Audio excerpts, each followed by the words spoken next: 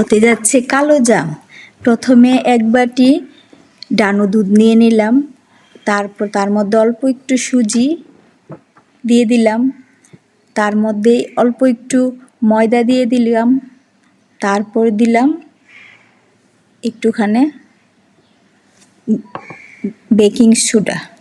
তার মধ্যে একটু বেকিং সোডা দিতে হবে, অল্প পরিমাণ মতো। বেকিং সোডা দেওয়া শেষ হলে তার মধ্যে একটু ঘি দিতে হবে পরিমাণ মতো ঘি দিয়ে এগুলি ভালো করে মেখে নিতে হবে।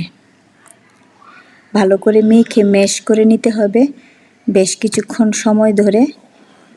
ম্যাশ করে তারপর তার মধ্যে গরুর দুধ দিয়ে, লিকুইড গরুর দুধ দিয়ে এটাকে একটা ড্রো তৈরি করতে হবে।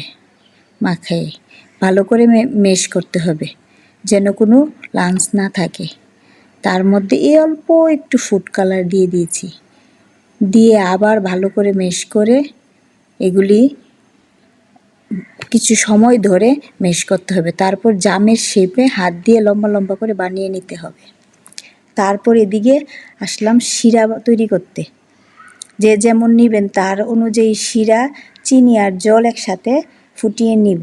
নিয়ে এদিকে তেল গরম করে নিব। ডুবো তেলে সেই জামগুলি কালো করে করে ভাজতে হবে।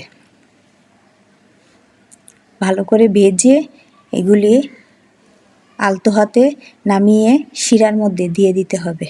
সবগুলি শিরায় ডুবিয়ে রাখলে বেশ কিছুক্ষণ 2-3 ঘন্টা ভিজিয়ে রাখলে হয়ে গেল একদম বাজারের মতো কালো জাম।